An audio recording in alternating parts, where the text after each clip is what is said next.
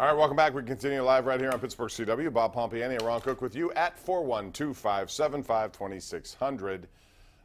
We've been talking about the NHL, but I want to talk about some breaking news in the NBA tonight, because yesterday we saw L.A. Bron head to the Lakers for a 4-year, $154 million deal. And today we've seen the complete, in progress, overhaul of the Lakers roster. I have a problem with this. And tonight we saw Golden State have a response, and they brought in Boogie Cousins. Although he has a ruptured Achilles, he won't be able to play until midseason, but he's a 3-time All-Star. If he's healthy and capable at $5 million, that's a steal, and Golden State will win another championship, but that'll be 4 out of 5. I don't care what LA does. Ron, I want to ask you about super teams in the NBA, because now it seems to have diminished the role of a GM. It seems like star players create their own little teams, and they will tell the GM who they want and who they don't want. It's bad for basketball because now it has watered down just about every team. Do you want to watch Orlando? Do you want to watch Indiana? Anybody. Do you want to watch Phoenix? Do you want to watch Denver? Do you want to watch any of these teams? Chicago Bulls stink. What's happening with the NBA in that? Well, I mean, as you said, they're creating super teams. I saw a thing on Twitter tonight, Bob. Somebody asking, is the Golden State team right now, after adding Cousins, the best team, best lineup in the history of basketball? Would you say so? They're all all-stars, aren't they? Every one of them, and they have 2 MVPs. Steph Curry's a 2-time league MVP. Kevin Durant is an MVP. They're saying it's the best team ever. It might be. You know, starting lineup. And if they win again, 4 out of 5. Now, I like dynasties. I do. I like and a team can dominate like that. But I get what you're saying. They organize. Player said, "I'll go here if you go here." I don't know. Not so much Golden State. Keep in mind, Curry was a draft pick. Klay Thompson was a draft pick. Yeah, but they added Durant. Durant was the only big name that they brought in. Well, now Cousins. When you saw in 2010 when LeBron goes to Miami, he brings along, okay, he talks to Wade. You're there. Keep Bosh there. I'll come here. We'll create a Super 3. I like the NBA. You like the NBA? I don't. It drives me nuts. Let's go to JB in Squirrel Hill. What's up, JB? How are you? Oh, hey. What's going on? So actually, I had 2 points. One on the NBA, which you guys actually just sparked here. The NBA, actually, the off-season to me is more interesting than the actual season itself, which is kind of ironic. Probably true. The only sport where that's ever happened. Now, the Pirates, what I love about baseball, they're just outmatched by the Dodgers. They're going to get swept, and there's just nothing you can do about it. That's my prediction. Well, I mean, the Dodgers have a better team. They have more resources. They have,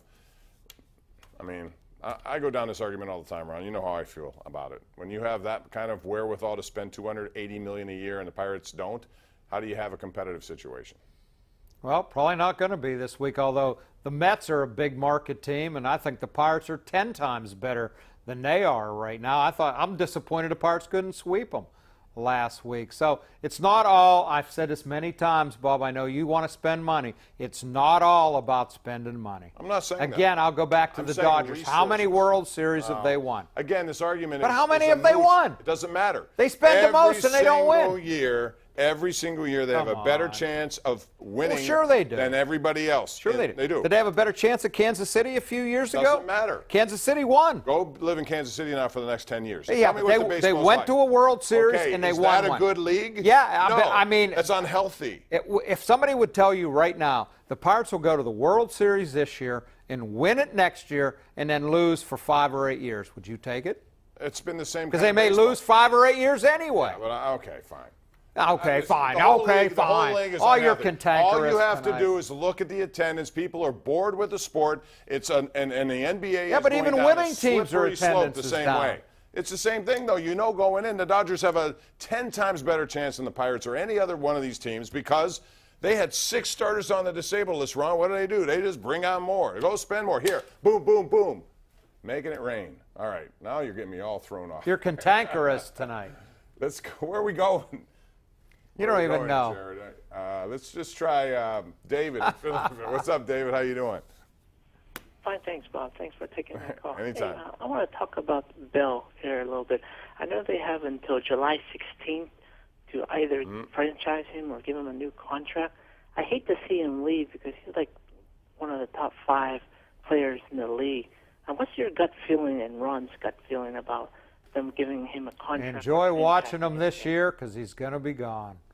I don't see him doing a deal, Bob. You know, it's a good Le'Veon, bad Le'Veon. He'll tweet something like, I'm a villain, I'm a target. Then his last interview with NFL Network after being picked as, what, the 5th best player in the league. I'm further along now. I'm optimistic. I want to get it done. I don't think they do a multi-year deal with him.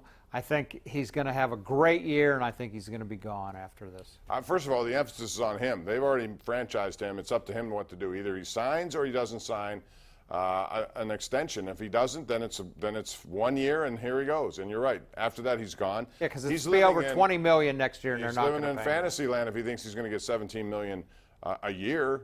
He's not getting that. Next year, he may get less than what he's making this year, but he's already booked about $28 million in guaranteed money over the last couple of years. Yeah, don't feel too sorry for him. All right, we're due for a break. We'll take it. We have Paul, we have Greg, we have Clint coming up, and more of your tweets as well right here live on Pittsburgh CW.